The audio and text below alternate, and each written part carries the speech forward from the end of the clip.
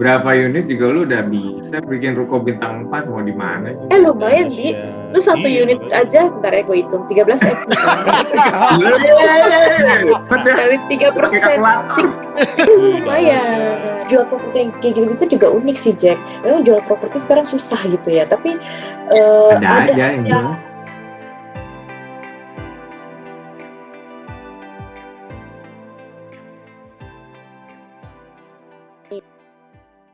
Sekarang gue handle namanya portfolio management. Portfolio management itu lebih ke gue manage klien punya portfolio. Misalnya gue punya klien bank, misal bank A gitu. Jadi manage semua branch sama ATM dia untuk yang berhubungan dengan sewa menyewa. Jadi untuk perpanjangan, cari lokasi baru, penutupan segala macam, semuanya related sama real estate property. Gue manage misalnya kayak bank A gitu, dia punya 100 portfolio dan gue manage itu. Ya gue ada timnya juga sih gitu. Jadi ntar gue ada yang misalnya anak gue yang satu bagian dedikasi untuk si account A, nanti ada account B, nanti ada account C, kayak gitu-gitu. Lebih ke situ sih. Tapi yang seputar property consultant lah. Kalau portfolio manage, portfolionya si klien. Misalnya klien gue misal Bank X. Bank X punya 100 cabang, 50 ATM. Jadi kerjaan gue tuh gue memanage mereka punya cabang dan punya ATM gitu. Tapi yang berhubungan dengan sewa menyewa ruang ya. Sewa menyewa space, kayak gitu-gitu. Ya misal sewa di gedung mana, atau sewa di mall, atau sewa di ruko, kayak gitu-gitu kita yang bantu untuk, biasanya kan proses perpanjangan sewa renewal, atau kalau dia mau pindah, cari lokasi baru, nyari tempat baru, atau penutupan, kayak gitu. Tapi maintenance-nya lo nggak masuk, tak? Maintenance enggak. Karena ada, kalau misalnya fit out kan nanti masuknya ke project management kan timnya. Terus kalau maintenance kan nanti masuknya ke facility management. Gue lebih ke asset managementnya. Asset management ya. Tapi asset management yang berhubungan dengan real estate property ya, berhubungan dengan leasing kayak gitu. Atau misalnya gue punya aset yang mau dijual juga gue bantuin jualin kayak gitu-gitu. Itu megang satu company aja udah banyak banget ya maksudnya. Lumayan ya, karena kayak tergantung kan ya, lo tau bank pasti kan branch-nya seluruh Indonesia. Jadi kita bantuin untuk sewa menyewa kantor, property agent sih, property agent basically. Kalau misalnya lo pakai tenaga gue kan landlordnya tapi yang ngasih fee biasanya. Tapi kalau landlordnya kan, tapi kalau kayak gue, karena gue portfolio management, gue ada dibayar bulanan sama klien atau dapat fee dari klien. Beda-beda tergantung divisi lu sih. Kanan kiri. Kanan kiri ya, kanan kiri ya benar. Kalau sama kayak era rumah 1 2 3 itu mirip-mirip ya. Mirip, tapi kalau mereka kan broker, kalau gue kan lebih ke konsultansinya. Jadi kita brokerage, tapi kita juga sebagai konsultan, giving advice, terus kasih strategi, terus sometimes doing analisa buat mereka, analisa keuangan gitu lah, misalnya kayak move versus stay, lebih baik move atau lebih baik stay tempat sekarang. Dan gue juga bikin feasibility study juga, jadi kayak misalnya developer pengen punya tanah di sini, buat apa ya, buat apartemen kah, buat office kah gitu. Terus kalau office atau apartemen berapa lantai, harganya misalnya apartemen, harga jualnya berapa gitu-gitu, itu ada juga di service di company gue juga ada. Kalau kita di project management dari ini ada tanah nih. Ini ada tanah nih, mau diapain? Semi bisdev juga dong. Iya, BizDev ya dikerjain juga gitu. Insight-nya dari property consultant karena mereka yang lebih banyak ketemu developer gitu. Satu Jakarta ini kayak dari SCBD, Kuningan gitu, yang bangun kan nggak cuma 1-2 company, banyak gitu, dan dapetin klien, customer, misalnya pembeli propertinya juga beda-beda gitu. Berarti semacam bikin visibility-nya gitu. Bos maunya apa, kita searching, ya tanya-tanya insight ke property consultant, ke sales, ke agent broker segala. Baru kita develop yang namanya ide gitu, nih tanah dapatnya berapa.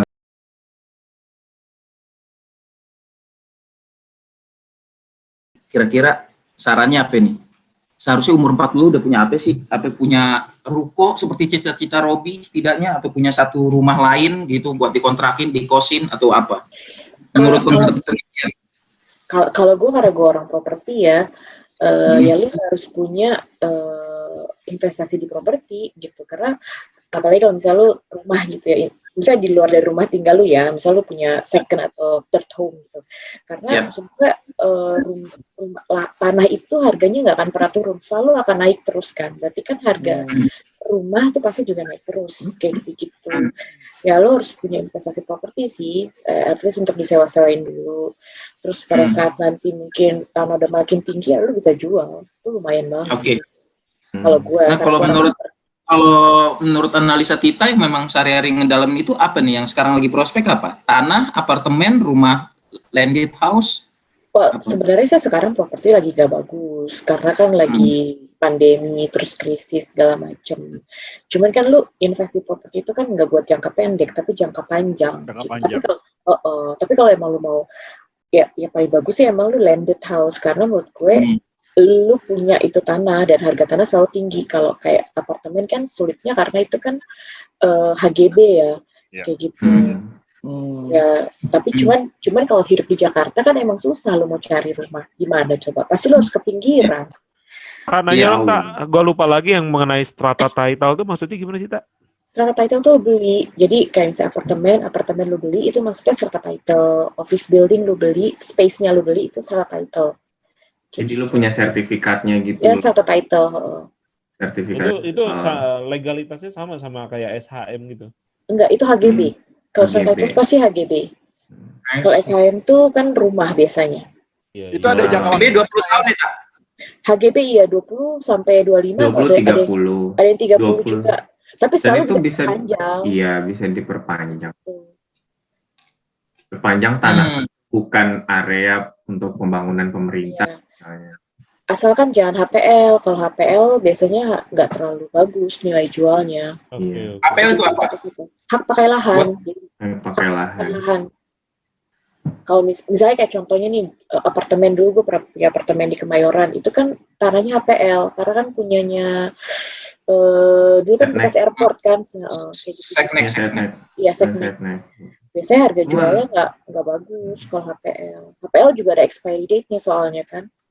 Bisa kayak HGB bisa diperpanjang juga. Gue bingung sih di situ jualan properti, mereka bangun aja sih. Bangun aja. Sewanya juga lumayan. Karena HPL kan juga jangka panjang, Lex, 20 tahun, 30 tahun juga. Gitu-gitu. Berarti posisi hierarki yang paling tinggi untuk apartemen berarti strata title dong ya? Iya. Strata title tuh memang jenisnya, kalau lu, karena kan apartemen dijual. Kalau dijual tuh pasti strata title. Tapi jenis sertifikatnya itu apakah HGB bangunan atau hak guna bangunan di atas lahan HPL tadi. Gitu. Atau apartemen itu jenis HGB yang tidak bisa ditingkatkan jadi SHM ya? Nggak bisa. SHM itu pada dasarnya tetap aja lu berhak kok, maksudnya ya emang punya lu juga kan. Iya. Kan kayak PPRS kayak RT-nya gitu kan gabung bareng-bareng untuk memperpanjang. Ke 20 tahun ya lu perpanjang lagi jadinya 20 tahun. Itu bareng-bareng. Tapi ada biaya kan, Le? Ada dari perpanjang fund kan. Dari sinking fund. Jadi sinking fund itu kan tiap bulan kan lu bayar iuran maintenance, terus ada iuran. Ada sinking fund tuh biasanya untuk pakai untuk kayak misalnya perpanjang surat-surat, atau misalnya lu mau benerin renovasi fasadnya si apartemen kayak gitu-gitu. Ngecat lah, atau misalnya gensetnya ada. Karena kan salah satu kekhawatiran, misalnya teman gue ada yang dia beli apartemen, tapi dia suka nasihatin gini, lo kalau beli apartemen lo nggak bisa dijual, ya mungkin dia awam juga kali ya. Padahal bisa diperpanjang ya, dan dia nggak harus bayar lagi kan? Enggak. Ya bayar lagi tergantung RS-nya itu tadi. Iya, kalau lu perpanjang pasti bayar. Cuman maksudnya biaya untuk perpanjangan HGB itu kan sebenarnya udah lu bayar lewat iuran bulanan lu itu yang dibilang sinking fund. Nilainya nggak gede kok, kayak gede. bayar biaya pajak baru kayak perpanjang STNK lah kira-kira gitu. Sebenarnya apartemen pun capital gain-nya dulu ya waktu tahun berapa ya 2013 ya kalau yang lagi heboh-hebohnya tuh.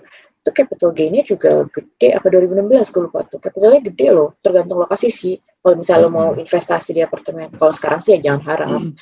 Capital gain, jelasin dong apa capital gain? Coba Lex, capital gain, Lex, developer lebih tahu. Capital gain itu harga jual baliknya gitu ya maksudnya, pada saat ya, lebih ke situ. Nilai jualnya itu naik tiap tahun gitu karena lokasi, karena karena aktivitas yang ada di situ. Jadi di demand orang banyak mau tinggal di situ gitu. Jualan sebelum jadi kan ya. Yes, karena dia ada capital gain-nya, bisa jadi investasi juga dan lain sebagainya gitu. Sekarang kan banyak promo landed house ya, justru ya pandemi gini, promo diskon dan gitu-gitu. Kalau lo yang berdua pelaku properti gimana Kak? Itu recommended gak sebenarnya? Kalau kayak landed house gitu, gue lihat dari developer juga sih, karena kan banyak yang developer abal-abal yang kabur juga kan. Dan kalau sekarang sih, kalau zaman sekarang lo beli properti itu ya tergantung sih, kalau emang lo mau murah ya mungkin tempatnya agak jauh di sana. Tapi kalau melihat ke masalah akses, facility sekitar segala macam gitu. Jadi mungkin harga agak tinggi dikit, tapi kan kita lihat dari lokasinya, aksesnya gimana, terutama accessibility ke stasiun kereta. Karena kan sekarang kita kemana-mana naik kereta kan, kalau kayak MRT kan. Kita udah jarang bawa mobil, udah jarang. Paling misalnya lo naik Gojek ke stasiun kereta, tinggal naik kereta enak udah. Ya kan kita kan suka bikin FS tadi ya, visibility. Kalau misalnya lo nawarin ke klien, walaupun misalnya kliennya perorangan nih kayak kita, perorangan pengen beli properti rumah misalnya landed house, lo ngebayanginnya orang itu akan dapat profit balik, misalnya dia ngejual ya, dia nggak tempatin, dia jual tuh biasanya berapa tahun tak? 5 tahun harganya akan naik, kayaknya lo bisa udah dapat untung. Biasanya gimana? Jujur kalau rumah gue nggak terlalu main. Jadi kalau di perusahaan gue visibility study itu lebih ke gedung-gedung tinggi sih. Jadi kayak gedung developer punya, dia mau bangun apartemen kah, office kah, atau hotel kah, lebih ke situ sih. Gitu. Basically itu kalau lu beli rumah, harga tanahnya akan naik terus gitu. Jadi ya 15 tahun lagi harganya akan berkali-kali lipat gitu loh. Karena pembangunan terus karena makin sedikit, makin susah. Karena makin dikit orang makin banyak, jadi kebutuhan lahan akan berkurang kan. Lahan. Tapi kalau apartemen itu kalau rumah itu pada saat lu beli terus lu mau sewain, itu harga sewanya tuh murah gitu loh. Jadi lu nggak bisa berharap dari harga sewa. Tapi kalau apartemen memang kalau dijual balik harganya juga nggak naik-naik tinggi banget, tapi pada saat lu disewain itu income-nya tiap bulan pasif income-nya tiap bulan akan bagus. Tapi dengan catatan apartemennya itu posisinya juga bagus, strategis, semua orang mau gitu. Dan kondisi market juga, sekarang kan banyak juga sekarang apartemen pada kosong gara-gara pandemi kan, orang work from home, pada kosong semua. Kira-kira kalau misalnya ibu kota pindah ke Kalimantan, ini bakal masih rame nggak sih Jakarta? Pertanyaannya itu aja sih. Masih. Kalau gue sendiri sih masih confidence rame. Selama Jakarta kan masih jadi pusat bisnis. Masih. Gitu. Yang pindah itu cuma pusat pemerintahan. Ya kalau lo lihat KL itu dia punya Damansara itu kan, Putrajaya. Kalau ya di Amerika kan pusat bisnisnya justru di New York sama di New York. Ya, atau di Australia deh. Washington DC ya jadi yang di Kalimantan itu ya Washington DC sepi, di Australia kayak Canberra-nya ya sepi gitu. Iya. Kayak gitu. Jadi cuman misalnya ini ya. Masih. Kalau menurut gue sih ibu kota pindah ke Kalimantan menurut gue nggak akan terlalu berdampak banyak ke Jakarta, karena Jakarta tetap jadi pusat bisnis, segala macam kegiatan bisnis masih di Jakarta kan. Ya, infrastruktur kita juga udah jadi jauh lebih matang gitu. Jadi gitu. ya kemungkinan ada sih ketakutan dari bos-bos konglomerat itu kayak, wah kalau gue bangun properti ini bangunan-bangunan yang punya Pemda itu, yang punya kementerian itu kan pada pindah semua, itu mau diapain ya? Kalau dijual berarti kan banyak ruang kosong jadinya. Terus nanti siapa yang mau ngisi? Nah, cuman kan masalahnya kalau gedung-gedung pemerintah itu nggak sembarangan bisa disewain juga, Lex. Jadi iya. Ya apa namanya, belum tentu juga akan secara supply office space akan nambah, tapi secara untuk disewain mungkin nggak akan ngefek sih. Karena pemerintah kan nggak bisa disewain. Ada kekhawatiran ke situ sih, tapi pada dasarnya kan tetap aja nggak bisa. Apa nih pengaruhnya? Apa nih? Gue nggak ngerti. Kalau gedung pemerintah kosong, terus pengaruhnya apa? Sama pertanyaan Robi, keramaian dan lain-lain itu. Ya jadi sepi gitu. Jadi office supply-nya jadi lebih banyak gitu. Lebih ke office supply, office space. Tapi kalau apartemen dari sisi Robi, Lex, kalau dari sisi Robi kan dia mau invest untuk beli lahan atau apa. Gue rasa sih ya itu gue bilang lahan mah enggak lah. Lahan mau di mana aja, mau lu beli di Semarang, di Jogja, aja naiknya. Dan menurutku selama Jakarta masih jadi pusat bisnis sih harusnya nggak akan terlalu berdampak dengan ibu kota pindah ya. Itu sebelum lo beli lahan lo lihat-lihat yang namanya RDTRK. Iya, di PSB keluaran ada. Jangan sampai Robi, Pendil atau siapapun beli lahan hijau misalnya. Lahan hijau kan otomatis itu nggak bisa bangun. Bisa. Toto jadi tol gitu. Halim itu hati-hati emang. Iya. Halim itu Cilangkap itu banyak lahan hijau. Iya. Itu hati-hati. Sama zoning yang lain. Zoning juga. Iya. Gitu. Kemarin gue juga pas buka laundry itu gue nanya, itu Srengseng Raya tuh di Jakarta Barat.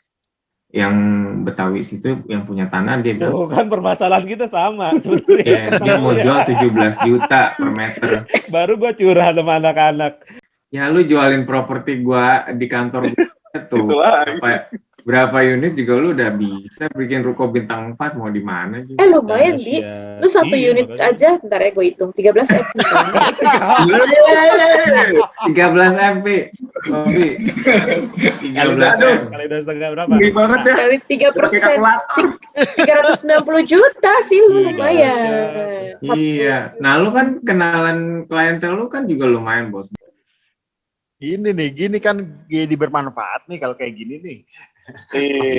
Tapi sebenarnya malah jual properti lagi susah juga sih. Jual properti yang kayak gitu juga unik sih, Jack. Memang jual properti sekarang susah gitu ya, tapi ada aja yang beli, yang jual, ada aja yang rame. Jadi teman kantor gue tuh suaminya punya tanah banyak, ya buka klaster laku, buka klaster lagi, bangun klaster lagi laku, bangun klaster lagi laku, dari Bintaro, Srengseng, Bonjeruk, Grogol, Slipi semua laku gitu. Dan itu harganya juga nggak murah, yang 2-3 M kan. Di pandemi ini, Iya, di pandemi. Jadi ada kalau istilahnya sweet spot namanya. Jadi ada range harga properti dan lokasi yang sweet spot. Jadi range harga misalnya kayak lu jualan di Kemang gitu. Kalau harganya sekitar 3 M itu kacang goreng gitu. Tapi udah mulai 5, 6, 7 itu udah susah. Pondok Indah juga luas lahannya kecil gitu, 7 misalnya cuman 200 meter, dijual 7-8 M itu susah. Tapi kalau lu banting harga dikit, orang ambil gitu loh. Harga psikologis. Harga 999. Ada Pak, itu di dekat Cipto. Dia jual per meternya tuh cuman 25 juta deh. 25 apa 30 juta. Dokter Cip itu udah masuk Menteng, 1000-an meter. Itu 1000 meter. temen gue yang bilang nih, gue mau ngajuin ke mertua beli, tapi ntar lu tolong utak-atik nih bisa dapat berapa gitu loh. Itu gue mulai dari situ sih, yang belum jalan sih sekarang, tapi gue mau coba kayak gitu juga. Alek, dia jangkaunya sampai Semarang kan, Alek? Karena ada temen gue pengen jual rumah orang tuanya belum laku.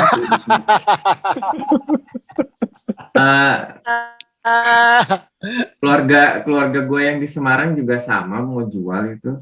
Ya.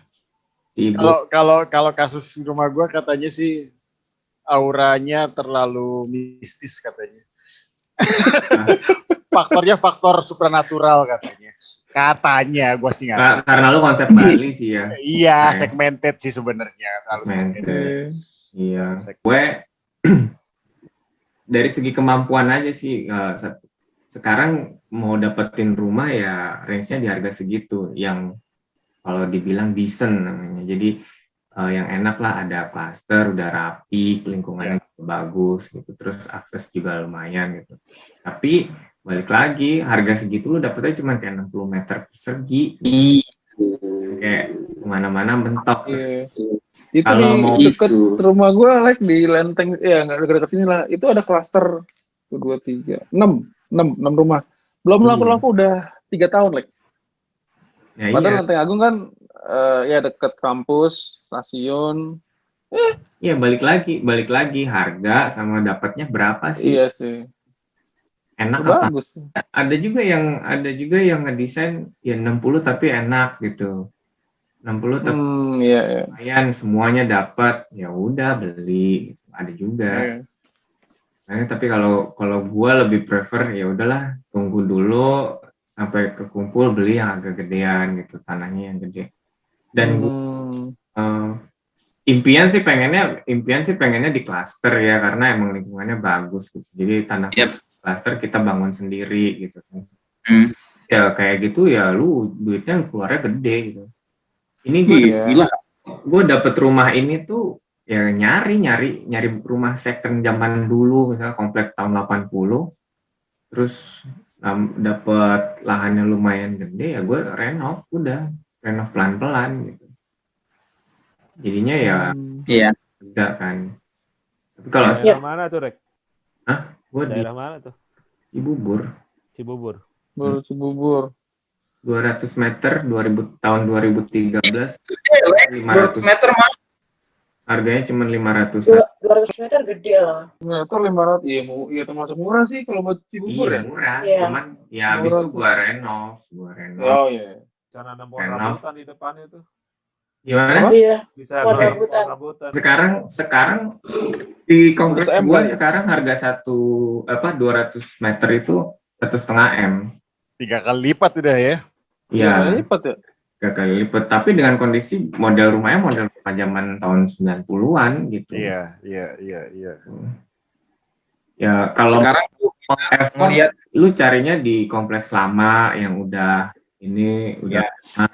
dan kira-kira nih lu bisa renov dikit-dikit, dirapiin layout. Tapi kalau klaster udah susah, kalau 200 meter tuh udah pasti berapa M sendiri lah. Iya. Kalau klaster rata-rata sekarang mah cuma di bawah 100. Di bawah 100. 50 meter, 55. Karena balik lagi Jack, si developer itu mengakuisisi tanah itu udah mahal gitu. Iya. Terus dia biaya bangunannya sendiri juga sebenarnya nggak murah-murah banget gitu loh. Makanya jatuhnya paling dia jual harga 1,1 M itu juga marginnya berapa paling? Marginnya paling cuma 20-25% udah. Ya. Guys, gua pamit ya. Selamat pagi.